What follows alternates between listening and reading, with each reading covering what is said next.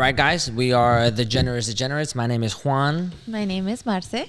And today we're filming the Cinco de Mayo portion of Identity Crisis. Yo.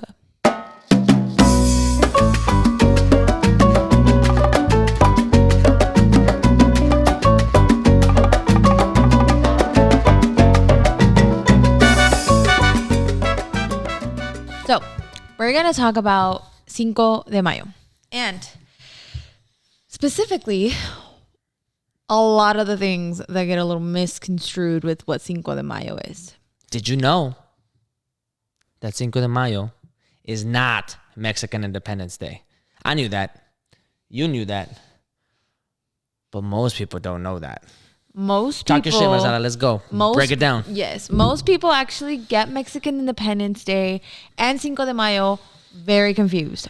Mexican Independence Day is actually on September 16th, so way later on. Cinco de Mayo is actually Mexico's victory over the Second French Empire at the Battle of Puebla in 1862, which this year marks 161 years. That's right. Now, here's something that you may have not known. Kind of interesting, right? Mexican liberals, and I mean that quite literally, liberals, in the same way that you're thinking about it, liberals and conservatives, Mexican liberals were supported by the United States in an attempt to push out the French army.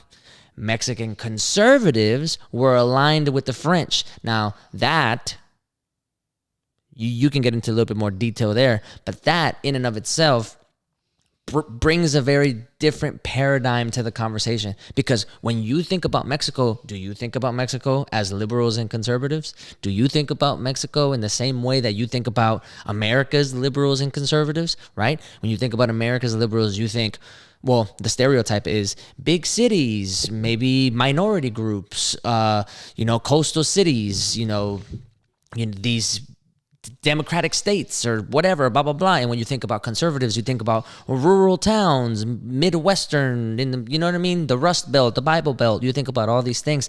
But Mexico has the same exact dynamic and the same exact political framework. There are Mexican liberals and there are Mexican conservatives and traditionalists. And this, all the way back in 1862, there was liberals that were fighting with the United States, with the support of the United States, to get the French out of Mexico. And there was Mexican conservatives, traditionalists, that were siding with the French. That means fighting against Mexico's best interest at the time. Think about that. Break it down. Do some more. Interestingly enough, like he was just saying, liberals, in the way that you're thinking about it, liberals wanted the separation of church and state. And they were very heavily emphasizing freedom of religion.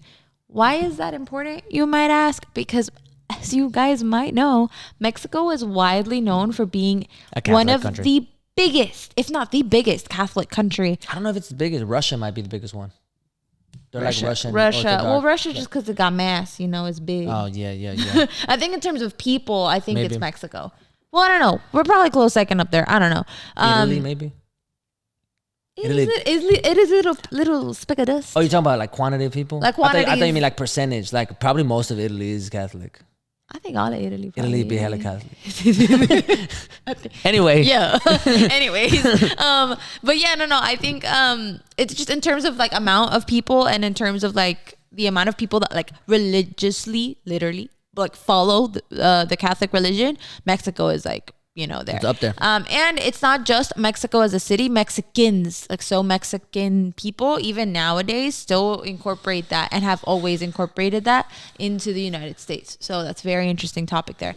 But on that hand, conservatives at the time were literally fighting for the unity and the strengthening of church and state, which is very different from what people really think about when they think about Mexico. For they sure. do not think at any point in time really that people ever wanted for that kind of,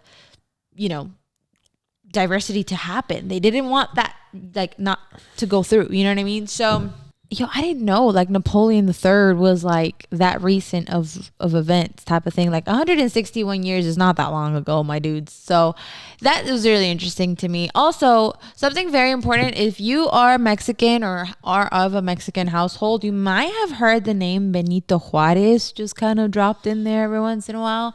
But he was the president during this time. So that's kind of why his name is pretty relevant.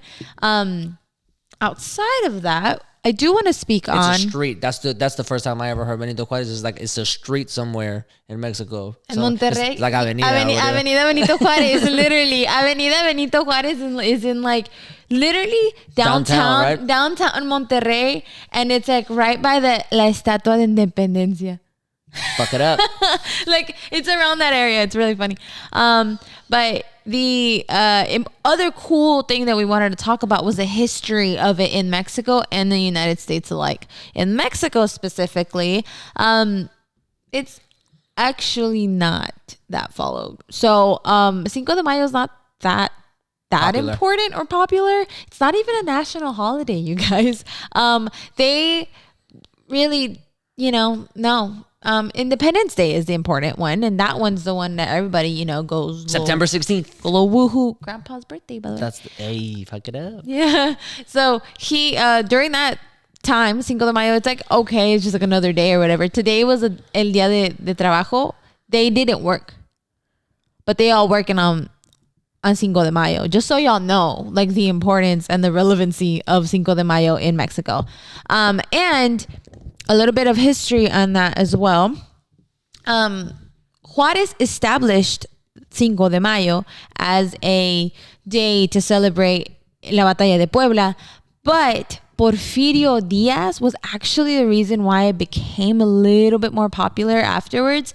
And it was because he actually used it as a celebration of his power and reign over the Mexican people and the Mexican country, because he fought in it. Overall though, like we said before, it's really only celebrated in the city of Puebla. They have festivals and they have reenactments of the battles, kind of like our Civil War reenactments. It's like whenever people do like Civil War reenactments and they pretend they go to like some little part of the forest, and then they're like, yo, like let's like dive deep. But even then, I can probably guarantee you that they don't take it as seriously as some of these Civil War reenactments. No, I really don't. I really think they don't. Civil War reenactments are real, like some real stuff. So, they really do. However, in true United States fashion, in the history of Cinco de Mayo in America is that Americans celebrate it more than Mexicans. And I guess by virtue, Mexican Americans celebrate it because it's celebrated in America. It gained popularity in the 1980s due to advertisement campaigns. Like I said, in true American fashion. By who? By beer, wine, and tequila companies. If there's one thing that Americans love to do is have a reason to drink. Absolutely. So, in true capitalistic fashion, there's a holiday, there's a thing that they can celebrate, and it's tied to some sort of ethnic tradition in the same way that St. Patrick's Day happens, or in the same way that, what's another one? Halloween, or in the same 4th of July. That's the big one, right? Right? Cinco de Mayo is a holiday that corporate America can get behind and sell a lot of products. Its celebration began in California with migrant workers hearing of the victory and proceeding to celebrate. But coincidentally enough, all the way up until this date, so far removed, at this point, it's really just a corporate holiday. At least that's the way that I internalize it. Like, it really is. Like if you're not going to know exactly why Cinco de Mayo, and you're just going to put on a sombrero and a poncho and order margaritas all day because it's margarita happy hour, then it's just a corporate holiday. Just like Valentine's, just like any other corporate holiday, it's used to sell products. And successfully so. On Cinco de Mayo, what did you say earlier? Beer sales match up to Super Bowl numbers. If y'all can really conceptualize how much beer is consumed on Cinco de Mayo, just how much beer is consumed during the Super Bowl. Like, that it's one of the biggest times.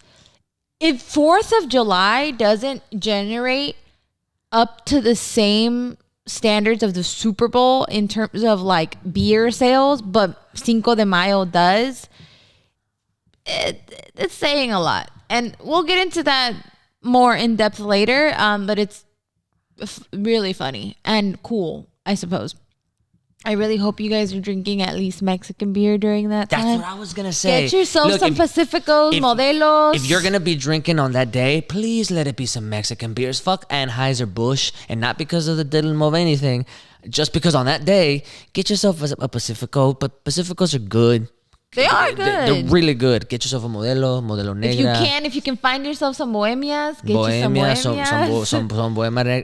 Negras. If you can, Better. depending on some Mexican sides of towns, on some gas station, maybe you can find a Tecate. Yeah. Tecate Light. Get you a caguama. Okay, just live your life. Get you a caguama and you know what I mean? Get you some peanuts. Yeah. Live it up. Live it up like real Mexicans do, okay? Because that is literally what Dad was doing yesterday. He celebrated early. He was so drunk. It's so fun. It was great. It was amazing. Right. Also, and if you're gonna do it, also like at least get the carne asada out. yeah, You know what I mean? Do it right. And don't do it right. And don't do nachos. From one Mexican American to another, tell all of your friends that are celebrating Cinco de Mayo, nachos is not how you celebrate. Get yourself a full carne asada. Teach them where to go. Tell them to go to Michoacana and get the fajita marinada. If you're from the hood, if you from Edo, if you from Second Word, go to Flamingos. Flamingos, sorry. Not Flamingos. Flamingos, right there on Canal.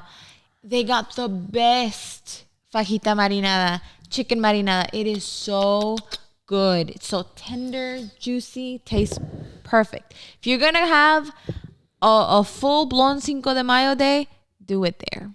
Yeah. Highly recommend. On that note, on the food note, I also want you guys to know that it is the biggest day of the year for avocados. Like, y'all really be grubbing on these avocados. And that's why I bring up the nacho thing, because I know that people are gonna go and get some avocados and make some nachos and then not. And I'm like, no, look, no. You gotta put it on get your chips and guac. Not a problem. You gotta have it on the side. But you gotta get you gotta get your carne and the arroz. you gotta get you some arrocitos, some frijoles a la charra. If you're gonna do the Mexican thing, if you're gonna celebrate a Mexican holiday, then you better do it. But from two Mexican Americans to another, I can tell you firsthand that we have never ever celebrated Cinco de Mayo.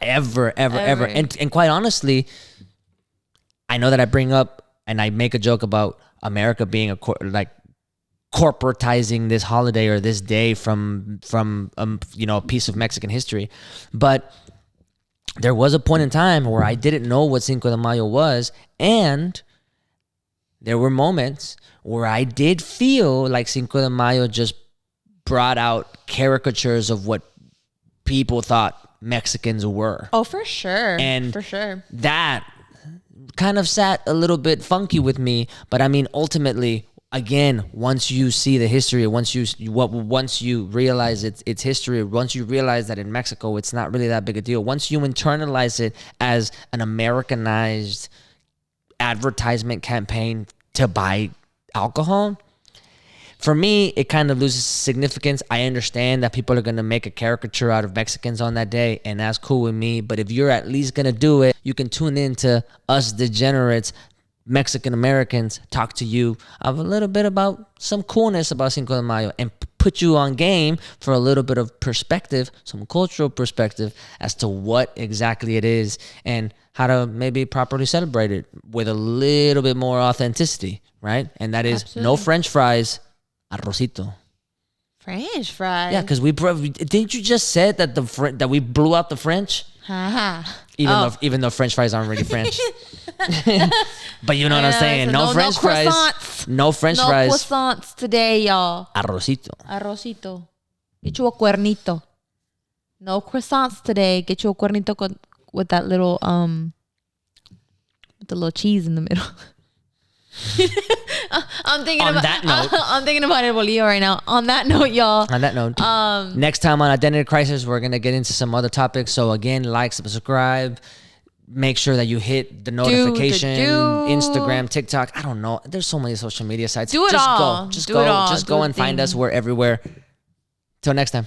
Bye, Peace. guys.